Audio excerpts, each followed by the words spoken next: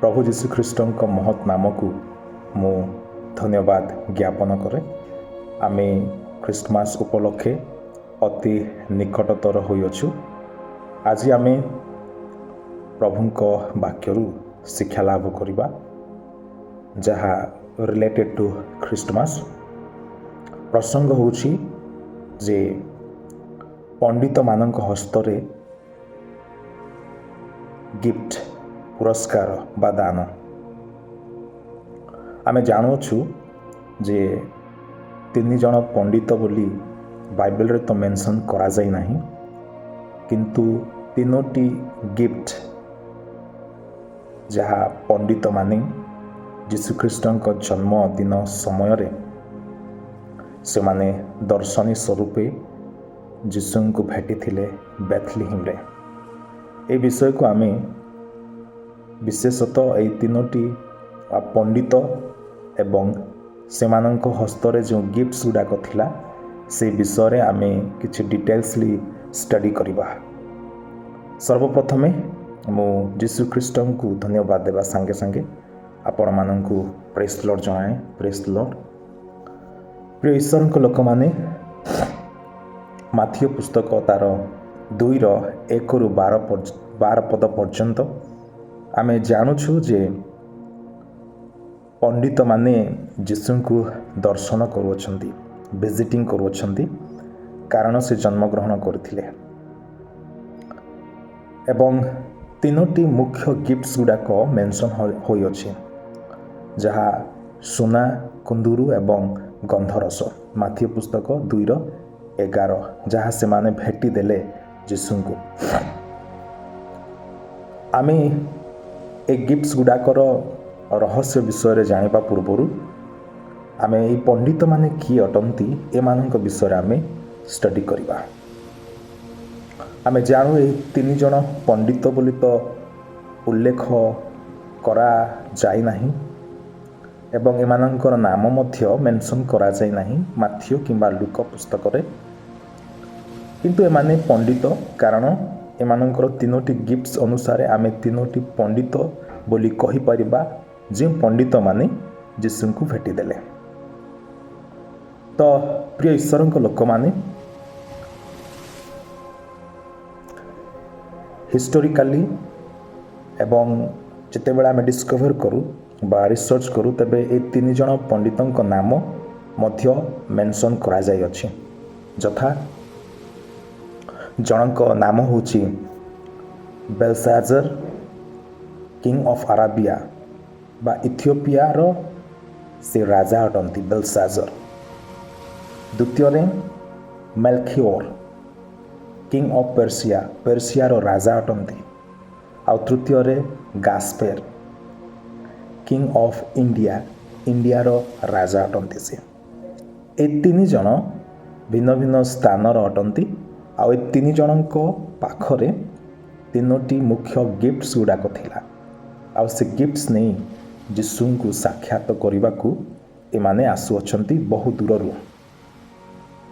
ଏଇ 3 ଜଣ ଏମାନେ ହେଉଛନ୍ତି ୱାଇଜ୍ ମେନ୍, ଯାହାକୁ ମାଗାଇ ବୋଲି କୁହାଯାଏ, ବା ଏମାନେ ହେଉଛନ୍ତି ଆଷ୍ଟ୍ରୋଲୋଜର, ଯେଉଁମାନେ ନକ୍ଷତ୍ର ତାରକା ପୁଞ୍ଜ ବିଷୟରେ ଷ୍ଟଡି କରିବେ ଆଉ ତାହାର ଅନୁଗମନ କରିବେ। ଏମାନେ ଆଷ୍ଟ୍ରୋଲୋଜର୍ସ ମାନେ। ଲୁକ ପୁସ୍ତକ ଅନୁସାରେ ଯାହା ଯୀଶୁଖ୍ରୀଷ୍ଟଙ୍କ ଜନ୍ମ ଦିବସରେ ଏହି ମାଗାଇ ବା ପଣ୍ଡିତମାନେ, ବିଜ୍ଞ ବ୍ୟକ୍ତି, ଜ୍ୟୋତିଷମାନେ ଆସିଥିଲେ। କେହି କେହି କହନ୍ତି କି ଯୀଶୁଖ୍ରୀଷ୍ଟଙ୍କ 2 ବର୍ଷ ପରେ ଏମାନେ ଯୀଶୁଙ୍କୁ ଖୋଜି ଖୋଜି ପାଇଥିଲେ ଏବଂ ଗିଫ୍ଟକୁ ପ୍ରେଜେଣ୍ଟ କରିଥିଲେ ବୋଲି କେତେକ ଐତିହାସିକ ଲୋକମାନେ କହିଥାନ୍ତି। ଏବଂ ଏହି ପଣ୍ଡିତମାନେ ଏମାନେ ଜିହୁଦୀୟ ନୁହନ୍ତି। they were not Jew but Gentile, ବିଜାତୀୟମାନେ ଅଟନ୍ତି, ଯାହାଙ୍କୁ ପ୍ରଭୁ ଆଶ୍ଚର୍ଯ୍ୟ ଭାବେ ଏକ ତାରା ଦ୍ୱାରା ସେମାନଙ୍କୁ ନିୟନ୍ତ୍ରଣ କରୁଅଛନ୍ତି ବେଥଲିହେମରେ ପହଞ୍ଚିବା ପାଇଁ ଆଉ ଯୀଶୁଙ୍କୁ ୱର୍ସିପ୍ କରିବା ପାଇଁ। ତ ପ୍ରଥମ ଗିଫ୍ଟ ଯାହା ସେମାନେ ଯୀଶୁ ଖ୍ରୀଷ୍ଟଙ୍କୁ ଦର୍ଶନ ଦେଲେ, ପ୍ରଥମ ଗିଫ୍ଟ ହେଉଛି ଗୋଲ୍ଡ, ସୁନା। ଏ ଯେଉଁ gold is a gift that fit for a king. এই ସୁନା ଏକ ରାଜାଙ୍କ ପାଇଁ ଉପଯୁକ୍ତ ଅଟେ। ଏମାନେ ଏଥିପାଇଁ ସୁନାକୁ ଯୀଶୁଙ୍କୁ ପ୍ରଦାନ କଲେ ଉପହାର ସ୍ୱରୂପେ, କାରଣ ସେ ରାଜା ଅଟନ୍ତି ବୋଲି। ସେ ରାଜା ଅଟନ୍ତି।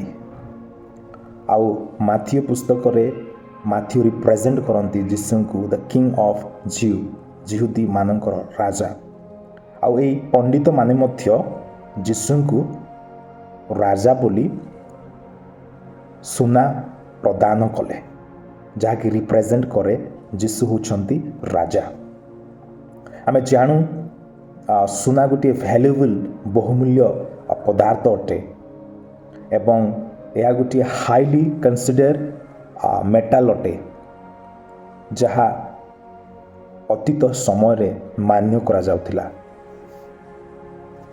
ଆଉ ଏଇ ପଣ୍ଡିତ ଯେଉଁମାନେ ଗିଫ୍ଟ ଆଣିଥିଲେ, ବିଶେଷତଃ ଯିଏ ସୁନା ପ୍ରଦାନ କଲେ, ଏହା ରିପ୍ରେଜେଣ୍ଟ କରେ ଯେ ଯୀଶୁ ହେଉଛନ୍ତି ଏକ ରାଜକୀୟ ରାଜତ୍ୱ ବ୍ୟକ୍ତି। ଯଦି ଆମେ ପ୍ରକାଶିତ ପୁସ୍ତକ 19:16 ଦେଖୁ, ସେଇଠାରେ ଲେଖାଯାଇଅଛି, ଲେଖାଅଛି ଯେ ରାଜାମାନଙ୍କ ରାଜା ଓ ପ୍ରଭୁମାନଙ୍କ ପ୍ରଭୁ ବୋଲି। ତେଣୁ ଯୀଶୁଙ୍କୁ ରାଜା ଭାବେ ରିପ୍ରେଜେଣ୍ଟ କରିଥାଏ, ଯାହା ସେମାନେ ସୁନା ଉପହାର ସଦୃଶ ଦର୍ଶନ ଦେଉଅଛନ୍ତି। ଐତିହାସିକ ଭାବରେ ସୁନା ବ୍ୟବହାର ହୁଏ ଯେ ମନ୍ଦିର ଭିନ୍ନ ଭିନ୍ନ ସ୍ଥାନରେ ବ୍ୟବହାର କରିବା ପାଇଁ, ଏବଂ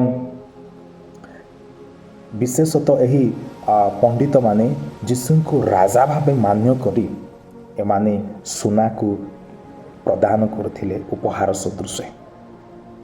ଦ୍ୱିତୀୟ ବିଷୟ ହେଉଛି କୁନ୍ଦୁରୁ, ଯାହାକୁ ଫ୍ରାଙ୍କିନସେନ୍ସ ବୋଲି କୁହାଯାଏ। କୁନ୍ଦୁରୁ ଯାହା ରିପ୍ରେଜେଣ୍ଟ କରେ ଯେ ଏ ଗିଫ୍ଟ ଅଫ୍ ୱର୍ସିପ୍, ଯୀଶୁଙ୍କୁ ପୂଜା କରିବା ପାଇଁ, ୱର୍ସିପ୍ କରିବା ପାଇଁ ରିପ୍ରେଜେଣ୍ଟ କରିଥାଏ। ତ ଏଇ ପଣ୍ଡିତମାନେ, ଏ ବିଜ୍ଞ ବ୍ୟକ୍ତିମାନେ ଯୀଶୁଙ୍କୁ କୁନ୍ଦୁରୁ ପ୍ରଦାନ କଲେ, ଯାହା ରିପ୍ରେଜେଣ୍ଟ କରେ ଯୀଶୁ ପୂଜା ଆରାଧନା ପାଇବା ପାଇଁ ଯୋଗ୍ୟ ଈଶ୍ୱର ଅଟନ୍ତି ବୋଲି। ଏଇ ଯେଉଁ କୁନ୍ଦୁରୁ ବୋଲି କୁହାଯାଏ ଫ୍ରାଙ୍କିନସେନ୍ସ, ଏହାର ଅନ୍ୟ ଅର୍ଥ ହେଉଛି ଧୂପ ପାଇଁ ବ୍ୟବହୃତ ଏକ ପ୍ରକାରର ସୁଗନ୍ଧି ଝୁଣା, ଯାହାକୁ କୁନ୍ଦୁରୁ ବା ଫ୍ରାଙ୍କିନସେନ୍ସ ବୋଲି କୁହାଯାଏ। ତ ପ୍ରିୟ ଈଶ୍ୱରଙ୍କ ଲୋକମାନେ, ଆମେ ଯଦି ଏଇ ଯେଉଁ କୁନ୍ଦୁରୁ ବିଷୟରେ ଚିନ୍ତା କରୁ, ତେବେ ଏହାର ଗୋଟିଏ ବାସନା ଅତି ସୁନ୍ଦର ଅଟେ। ଆଉ ଏଇ କୁନ୍ଦୁରୁ ଗୋଟେ ଗଛରୁ ଉତ୍ପନ୍ନ ହୋଇଥାଏ, ଯେଉଁ ଗଛକୁ କି ବୋସୱେଲିଆ ଟ୍ରି ବୋଲି କୁହାଯାଏ। ବୋସୱେଲିଆ ଟ୍ରି ବା ଗଛ, ଯେଉଁ ଗଛ କି ଏକ ଉଚ୍ଚ ଧରଣର ଭ୍ୟାଲୁ ଅଟେ, ବହୁମୂଲ୍ୟ ବା ମୂଲ୍ୟବାନ ଗଛ ଅଟେ। ସେଇ ଗଛକୁ ଧୂପ ବ୍ୟବହାର ପାଇଁ ଏବଂ ମେଡ଼ିସିନ କ୍ଷେତ୍ରରେ ବ୍ୟବହାର ପାଇଁ ଉପଯୋଗୀ ବୋଲି ଭାବନ୍ତି କେତେକ ଲୋକମାନେ। ଆଉ ଏଇ ଯେଉଁ କୁନ୍ଦୁରୁ ପ୍ରଦାନ କରାଯାଇଥିଲା, ଏହା ରିପ୍ରେଜେଣ୍ଟ କରେ ବା ସିମ୍ବଲାଇଜ୍ କରେ ଯୀଶୁଖ୍ରୀଷ୍ଟଙ୍କର ଡିଭିନିଟି ଏବଂ ପ୍ରିଷ୍ଟଲି ରୁଲ୍କୁ, ବା ଯୀଶୁଖ୍ରୀଷ୍ଟଙ୍କର ଈଶ୍ୱରୀୟତ୍ପତା ଏବଂ ଯାଜକତ୍ପତାକୁ ରିପ୍ରେଜେଣ୍ଟ କରିଥାଏ। ଗୀତ ସଂହିତା 141:2 ଏବଂ ଲୁକ 1:11-20। ଐତିହାସିକ ଭାବରେ ଏଇ ଯେଉଁ କୁନ୍ଦୁରୁ, ଏହା ବ୍ୟବହୃତ ହୋଇଥାଏ ବିଶେଷ କରି ମନ୍ଦିରର ପୂଜା କରିବା କ୍ଷେତ୍ରରେ। ଏବଂ ଏ ଯେଉଁ ପଣ୍ଡିତମାନେ, ଏମାନେ ଯୀଶୁଙ୍କୁ ପ୍ରଦାନ କଲେ ତାକି ଯୀଶୁ ଈଶ୍ୱର ଅଟନ୍ତି, ଈଶ୍ୱରଙ୍କ ପୁତ୍ର ଅଟନ୍ତି, ଏହା ଜାଣି ସେମାନେ ପ୍ରଦାନ କଲେ। ତୃତୀୟ ଗିଫ୍ଟ ହେଉଛି ଗନ୍ଧରସ, ଯାହାକୁ ମାୟର ୟା ମିର ବୋଲି କୁହାଯାଏ, ଯାହା ରିପ୍ରେଜେଣ୍ଟ କରିଥାଏ ଯେ a gift of suffering and death. କ୍ଲେଶ ବା ତାଡ଼ନା ଏବଂ ମୃତ୍ୟୁକୁ ରିପ୍ରେଜେଣ୍ଟ କରିଥାଏ, ଉପସ୍ଥାପନା କରିଥାଏ ଏଇ ଗିଫ୍ଟସ୍। ଆଉ ଆମେ ଜାଣୁଛୁ 3 ଜଣ ପଣ୍ଡିତ ସେମାନେ ଆସି ଆଣ୍ଠୋଇ ପଡ଼ି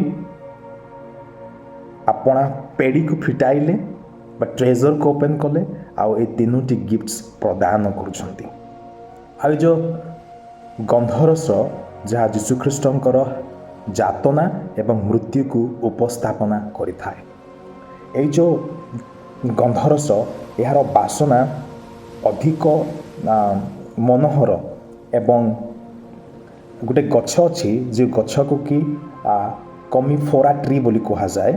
ସେ କମିଫୋରା ଟ୍ରିରୁ ଏହି ଗନ୍ଧରସଟି ଉତ୍ପନ୍ନ କରାଯାଏ ମେଡ଼ିସିନ ପର୍ପସ୍ରେ ଏବଂ ପ୍ରପର୍ଟିସ୍କୁ ପ୍ରିଜର୍ଭ କରି ରଖିବା ପାଇଁ ଏହା ବ୍ୟବହାର କରାଯାଏ। ଆମେ ଜାଣୁ ଏଇ ଯେଉଁ କେତେକ କହନ୍ତି ଯେ ଏଇ ଯେଉଁ ଗନ୍ଧରସ ଏହା ଉପସ୍ଥାପନା କରିଥାଏ ଯେ ଯୀଶୁଖ୍ରୀଷ୍ଟଙ୍କର ଭବିଷ୍ୟତର ଯାତନା, ତାଡ଼ନା ଏବଂ ମୃତ୍ୟୁକୁ ଦର୍ଶାଯାଇଥାଏ, ଯାହା ଏହି ପଣ୍ଡିତମାନେ ରିପ୍ରେଜେଣ୍ଟ କରୁଛନ୍ତି ବା ଉପସ୍ଥାପନା କରୁଛନ୍ତି ଯୀଶୁଙ୍କୁ। ଯୋହନ ପୁସ୍ତକ 19:39-40, ମାର୍କ ପୁସ୍ତକ 15:23 ପଦକୁ ଯଦି ଆମେ ପଢ଼ିବା ତେବେ ସେଠାରେ ଉଲ୍ଲେଖ କରାଯାଇଅଛି। ଯୀଶୁଖ୍ରୀଷ୍ଟ କ୍ରୁଶାର୍ପିତ ହେବା ସମୟରେ ସୈନିକମାନେ ସେମାନେ ଯୀଶୁଙ୍କୁ ଗନ୍ଧରସ ମିଶ୍ରିତ ଦ୍ରାକ୍ଷାରସ ପାନ କରିବାକୁ ଦେଲେ। ଗନ୍ଧରସ, ଯେଉଁ ଗନ୍ଧରସ এই ପଣ୍ଡିତମାନେ ଯୀଶୁଙ୍କୁ ପ୍ରେଜେଣ୍ଟ କରିଥିଲେ, ସେହି ପ୍ରକାର ଯୋହନ ଲିଖିତ ସୁସମାଚାରକୁ ଯଦି ଆମେ ପଢ଼ୁ ସେଇଠାରେ ମଧ୍ୟ ଯୀଶୁଙ୍କୁ କ୍ରୁଶରେ ଥିବା ସମୟରେ ଗନ୍ଧରସରେ ମିଶ୍ରିତ ଏଇ ଯେଉଁ ଦ୍ରାକ୍ଷାରସ ପାନ କରିବାକୁ ଦେଲେ। ଯଦି ଆପଣ ମାର୍କ ଲିଖିତ ସୁସମାଚାର 15:23କୁ ପଢ଼ନ୍ତି ସେଠାରେ ଉଲ୍ଲେଖ କରାଯାଇଅଛି। ଐତିହାସିକ ଭାବରେ ଏଇ ଯେଉଁ ଗନ୍ଧରସ ବିଶେଷତଃ କୌଣସି ବ୍ୟକ୍ତିଙ୍କୁ ଯଦି ଅଭିଷେକ କରାଯାଏ, ବିଶେଷ କରି ସେମାନଙ୍କର ବଡ଼ିକୁ ଯେତେବେଳେ ଆନଏଣ୍ଟେଡ୍ କରାଯାଏ ମୃତ୍ୟୁ ସମୟରେ ବା ମୃତ ଶରୀରକୁ ଏମାନେ ଲେପନ କରନ୍ତି ଏଇ ଗନ୍ଧରସକୁ ପ୍ରୟୋଗ କରି, ଯାହା ସିଗ୍ନିଫାଏ କରିଥାଏ ଯୀଶୁଖ୍ରୀଷ୍ଟଙ୍କର ଅଲ୍ଟିମେଟ୍ ସାକ୍ରିଫାଇସ୍, ଯୀଶୁଖ୍ରୀଷ୍ଟଙ୍କର ଚରମ ବଳିଦାନ। ତ ଏହି ପ୍ରକାର ପ୍ରିୟ ଈଶ୍ୱରଙ୍କ ଲୋକମାନେ ଏଇ 3ଟି ଆଷ୍ଟ୍ରୋନଟ୍ସ ବା ଆଷ୍ଟ୍ରୋଲୋଜର୍ସ ଏମାନେ 3ଟି ମୁଖ୍ୟ ଗିଫ୍ଟସକୁ ଯୀଶୁଖ୍ରୀଷ୍ଟଙ୍କ ନିକଟକୁ ଦର୍ଶନୀୟ ସ୍ୱରୂପେ ଆଣୁଛନ୍ତି ଆଉ ଉପସ୍ଥାପନା କରୁଅଛନ୍ତି। ତ ଆମେ ଜାଣୁ ଏଇ 3ଟି ଗିଫ୍ଟସ୍ ଯାହା ସୁନା, କୁନ୍ଦୁରୁ, ଗନ୍ଧରସ, ଯାହା ଅନେକ ଗଭୀର ଅର୍ଥ ଯୀଶୁଙ୍କୁ ନେଇ ପ୍ରକାଶ କରିଥାଏ। ଯୀଶୁଖ୍ରୀଷ୍ଟଙ୍କର ରୟାଲ୍ଟି, ରାଜକୀୟତ୍ପତା, ତାଙ୍କର ଈଶ୍ୱରୀୟତ୍ପତା ଏବଂ ତାଙ୍କର ମୃତ୍ୟୁ ବା ସଫରିଂକୁ ରିପ୍ରେଜେଣ୍ଟ କରିଥାଏ। ଆଜି ଆମେ କ'ଣ ଯୀଶୁଙ୍କୁ ନେଇ ଦର୍ଶନ ଦେବା?